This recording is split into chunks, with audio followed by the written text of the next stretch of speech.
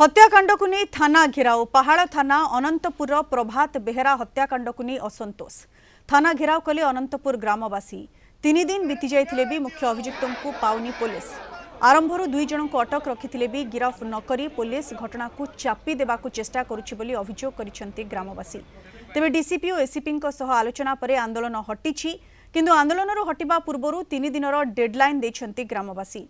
गत मंगलवार राति रे घरु डाकी नहीं प्रभात को हत्या करा जेथिबा परिवार लोक अभियोग करिसेंती। अनंतपुर पेट्रोल पंप कड़रू मिलिथिला रक्ताक्त मृतदेह।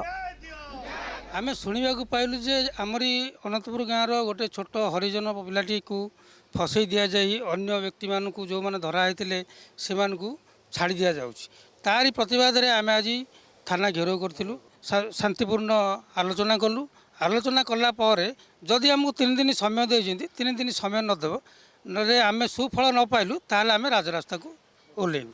हुनु भईर किसी भूमिका नाला सी जस्ट ता सागर जाइला तो डाकिला जो पिलाटी मर्डर है से डाकिक नहीं जे यू आसा बेले यू आसा बेले सी पिलाटा जाइए आ सी कौन जानी एमती घटनाटा घटो बोले सब भावुँ सी पैसा पतर देकी पुलिस माने ये कर।